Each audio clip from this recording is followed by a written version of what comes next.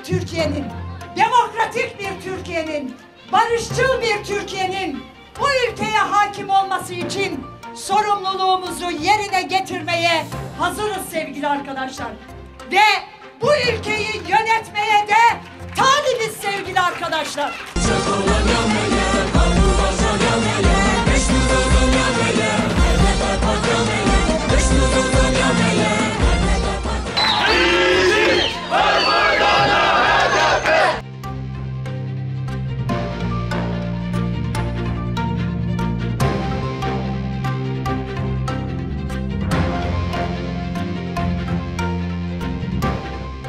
Bu iktidarı değiştirmek istiyoruz. HDP olarak bu konuda bedel ödeyerek yolumuza devam ediyoruz. Ama sadece iktidarı değiştirmek yetmez. Düzeni de değiştirmemiz gerekiyor. Bu iktidarın beslendiği düzenin de değişmesi için mücadele ortaklığını inşa etmemiz gerekiyor. HDP'nin mücadele zemini durduğu sürece ismi, cismi, logosu veya sembolü ne olursa olsun kesinlikle ama kesinlikle AKP, MHP faşizmi amacına ulaşamayacak. Siyasi olarak, toplumsal olarak, ekonomik olarak, hukuki olarak, ahlaki olarak her anında bir çöktürme noktasına getirdi. Ama bundan sonuç almayınca bu defa ülkenin bütün dinamiklerine, direnen bütün dinamiklerine bu çöktürme planını uyguladılar. Ülkeyi demin her anlamda bu çöktürme noktasına getirdiler. Bu ülkede İmralı'da sürdüren tecritin, bu ülkenin barışına, demokrasisine, geleceğine, özgürlüklerinin kanalların açılmasına karşı olduğunu biliyoruz. Aynı zamanda bu Kürt halkıyla savaş politikalarının, Kürtlere yönelik savaş politikaların bir sonucu olduğunu da çok iyi biliyoruz. O nedenle buradan bir kez daha seslenmek istiyoruz. Tecridi kaldırın, yaşamı savunun, cezaevlerinde süren hak gasplarına son verin, demokratik yollarla Kürt sorununda demokratik kanalların açılacağı bir yola doğru evrilin diye seslenmek istiyoruz.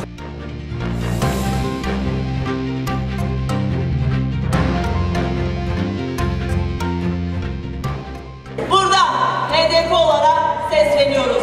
Çözümü düşünüyorsanız muhatap Sayın Öcalan'dır. Buyurun görüşürüz.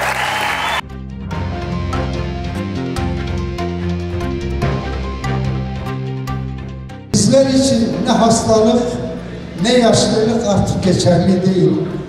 Ölünceye kadar halkımızın özgürlüğü, halkımızın geleceği için mücadele etmeye kararlıyız. Asla ve asla bu kararımızdan geri dönmüyoruz. Nasıl ki belediyelerde bir halkın iradesi yok sayıldıysa, üniversitelerde gençlerin, öğrencilerin iradeleri yok sayılmak isteniyor. İrademizi savunacağız. Gerek üniversitede, gerek sokakta, gerek meydanda, gerek fabrikada, gerek belediyelerde. Her yerde demokrasi için, özgürlük için, irademiz için sesimizi daha fazla yükselteceğiz. Herkes burayı dinlesin. Hepsi yarın teker teker hesap verecekler. Bundan hiçbirinin kurtuluşu olmayacak. Çünkü AKP, MHP faşist koalisyonu bir suç şebekesidir. Ve bu suç şebekesi katliamlar siyaseti üzerinden kendine BK kurmaya, vatan millet edebiyatı üzerinden kendine gelecek kurmaya çalışıyor. Ama HDP var, HDP.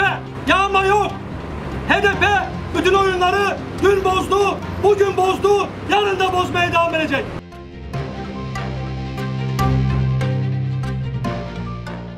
Rızaya dayalı iktidara gelmiş bir AKP ama bugün zor aygıtından başka elinde hiçbir imkanı kalmamış bir AKP söz konusu.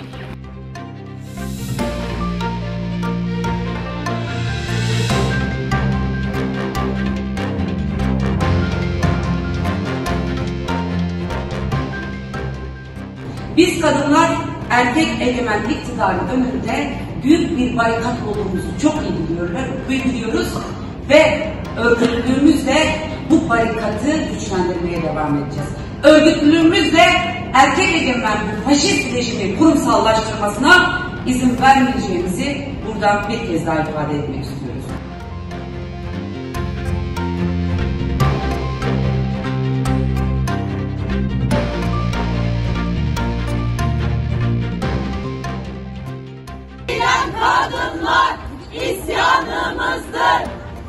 katledilen kadınlar isyanımızdır.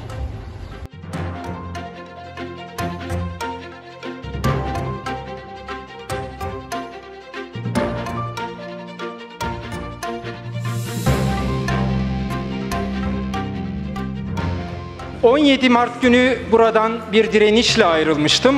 Çünkü çok haklıydım. Hukuksuz bir kararla, siyasi bir kararla karşı karşıyaydım.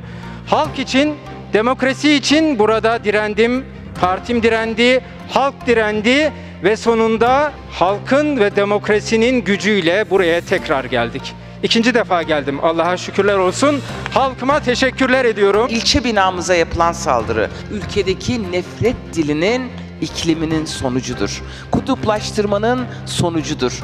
Nefret eken bir iktidar bloku var karşımızda ve bunun karşısında bu nefret iklimini yaratan, bu dili konuşanlar bu saldırılardan da sorumludur.